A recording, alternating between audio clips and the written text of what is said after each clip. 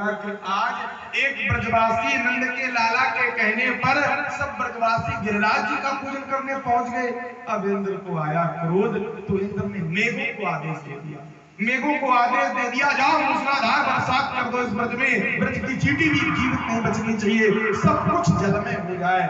आज मूसलाधार बरसात होने लगी, गड़गड़ाहट की आवाज में जलवृष्टि हो रही है, और जब जलवृष्टि हो रही है महाराज, तो आज सब ब्रजवासी आए और कहा कि भैया मैंने कहा था इंद्र का पूजन करो, तुम्हारे कहने पर राज्य का पूजन कर दिया, बताओ अब कहां जाएं, कैसे बचे। भगवान ने सब ब्रजवासियों को लिया और बोले जिसका पूजन किया उसी की शरण में चलो। आज भगवान सब ब्रजवासियों को लेकर के गिरिराज जी की शरण पहुंच गए। भगवान ने आज गिरिराज जी को महाराज एक उंगली पर धारण कर लिया, एक कनिष्ठा उंगली, कनिष्ठा माने हाथ की सबसे छोटी उंगली, गिरिराज जी को धारण कर लिया, साथ में उसका गिरिराज महाराज पर्वत। अब ब्रजवासियों ने विचार किया इतना छोटा बालक हमारे साथ रहे, हमारे साथ गैया चराए, हमारे साथ माखन खाए, और इतना बड़ा पर्वत एक उंगली पर धारण कर लिया, ये कोई साधारण बालक नहीं है, भगवान है, देवता है। सब ब्रजवासियों ने कहा क्यों कन्हैया तेरे अंदर इतनी ताकत कहां से आई, तूने इतना बड़ा पर्वत कैसे धारण कर लिया। आज भगवान ने क्या कहा ब्रजवासियों से, ब्रजवासियों अरे कछु माखन को बल बढ़ो, अरे कछु गोपिन करी सहाय, और श्री राधा जी की कृपा से मैंने गिरवर लियो उठा। आज मैंने राधा जी की कृपा से गिरिराज जी को उठाया। स्वयं भगवान ने कहा कि किशोरी जी की कृपा से मैंने गिरिराज पर्वत को उठाया है। अब जो एक दिन 2 दिन नहीं 7 दिन तक मूसलाधार बरसात हुई, इतनी बरसात हुई, अच्छा ये जल कहां चला गया। जब ब्रज में एक भी चींटी नहीं मरी तो ये जल कहां गया। ये जल महाराज ये त्रेता की बात है। त्रेता में जब महाराज मैया सीता वनवास से लौट करके आई, राम जी का राज्याभिषेक हो गया, तो मैया सीता ने राम जी सरकार से कहा सरकार मैं चाहती हूँ मैं ब्राह्मणों को भोजन करवाऊं, रोज एक ब्राह्मण को घर में बुलाए, ब्राह्मण को भोजन करवाएं। तो महाराज अब जो भी ब्राह्मण आए और मैया सीता खूब व्यंजन बनाए, मैया जानकी खूब व्यंजन बनाए, लेकिन संतुष्ट होकर के भोजन ना ब्राह्मण भोजन ना करें। मैया जानकी ने कहा राम जी सरकार कोई ऐसे ब्राह्मण बुलाओ, ऐसे संत बुलाओ जो खूब आराम से भोजन करे, हमें लगे कि कम से कम भोजन मन से किया है। राम जी सरकार ने कहा जानकी तुम परेशान ना हो, आज ऐसे ही बुलाएंगे। अगस्त महात्मा को निमंत्रण दे दिया। महात्मा अगस्त आए और महात्मा अगस्त तो महाराज इतना पाते हैं, महात्मा अगस्त आकर के आसन पर बैठ गए और मैया जानकी अब महात्मा अगस्त को पवा रही है। सुंदर महाराज सब्जी पूड़ी आज खीर इत्यादि हलवा ला करके रख दिया और महात्मा अगस्त सब पाते चले जा रहे हैं। धीरे धीरे धीरे धीरे महाराज महात्मा अगस्त इतना पा गए कि जितना भी रसोई घर में बना था सब समाप्त हो गया अकेले। अब मैया जानकी ने विचार किया कि अभी तो मैंने पानी भी नहीं पिया एक भी बार, और फुल्का पा गए, अब क्या करें। मैया जानकी राम जी सरकार के पास गई और कहा सरकार आज तो तुम ऐसे संत जी को लेकर के आए कि रसोई में सब कुछ खत्म, एक बार पानी तक नहीं पिया, क्या करें।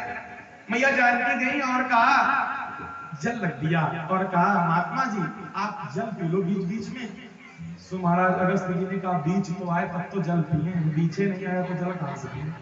बीच आए तो अब मैया जानकी ने विचार किया आप क्या करें। मैया जानकी रसोई घर में महाराज आज एक नहीं दो नहीं अष्टरूप से देवियां प्रकट हो गई और मिलकर के सब भोजन बना रही हैं, लेकिन महात्मा अगस्त को महाराज तृप्त नहीं कर पाया। अब राम जी सरकार विचार कर रहे क्या करें। राम जी सरकार जानते, राम जी सरकार बगल में जाकर के बैठ गए, बगल में जाकर के बैठ गए, जल्दी से एक पूड़ी पाई और एक पूड़ी पा के बीच से ही उठ गए। जैसे ही उठे संतों की पंक्ति में अगर कोई बीच से उठ करके बैठ जाए और बैठ करके उठ जाए तो महाराज संत भोजन करना बंद कर देते हैं। महात्मा अगस्त वहीं रुक गए। महात्मा अगस्त ने कहा अब देवी नहीं पाना है। अब राम जी सरकार उठ गए बीच से, अब नहीं पाएंगे।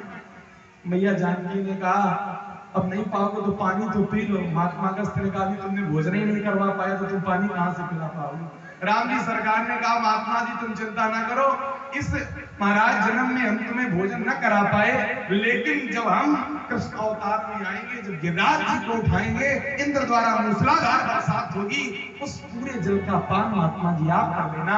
उस युग में हम तुम्हें पान कराएंगे जल का।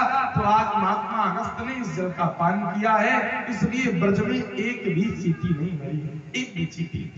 आज सब ब्रजवासियों ने मिलकर के गिरिराज जी का पूजन किया। 7 दिन तक जब भगवान गिरिराज जी को धारण किए रहे, ये बात जब इंद्र को पता चली, इंद्र अब जान गया कि ये कोई साधारण बालक नहीं है। 7 दिन तक गिरिराज जी को धारण कर लिया, ये कोई बालक हो सकता है। इंद्र दौड़ करके गया, चरणों में गिर गया भगवान के। आज कामधेनु नाम के गाय के दुग्ध से आज भगवान का तिलक कर दिया, वहीं से भगवान का एक नाम पड़ा, बोले गोविंद भगवान की। आज सब ब्रजवासियों ने कहा, ब्रजवासियों जिसकी हमने पूजा की, हम सब उसकी शरण में चले, और ये जितनी भी काली घटाएं छाई हैं, इनकी चिंता ना करें। अरे छाई काली घटाएं तो क्या, अरे इनके आंचल के नीचे हूं मैं, और आगे आगे वो चलती मेरे, अपनी श्यामा के पीछे हूं मैं, और उसने पकड़ा मेरा हाथ है, बोलो डरने की क्या बात है। उसने पकड़ा मेरा हाथ है, बोलो डरने की क्या बात है। चाहे काली घटाएं तो क्या, उनके आंचल के नीचे हूं मैं, आगे आगे वो चलती श्यामा के पीछे हूँ मैं, पकड़ा मेरा हाथ है, बोलो डरने की क्या बात है, मेरे साथ है, बोलो डरने की क्या बात है, बोलो डरने की क्या बात है। राधा रानी सरकार की। आज भगवान ने जिस प्रकार के गिरिराज जी का पूजन करवाया, तो अब आप लोग भी महाराज उसी प्रकार से मानो, ये मान लो कि हम गोवर्धन में ही बैठे हैं, गिरिराज जी का ही पूजन कर रहे हैं। तो अब आप लोग भी उसी भाव से, हमारे पंडित जी आदरणीय पंडित आनंद तिवारी जी, आप समस्त भक्तों से मिलकर के, माताओं से, बहनों से, भाई बंधुओं से बड़े भाव से गिरिराज जी का पूजन करवाएंगे। और जो भी आप लोग पकवान इत्यादि बना करके लाई हो, सब निकालो, और अब गिरिराज जी का मिलकर के भाव से सब लोग पूजन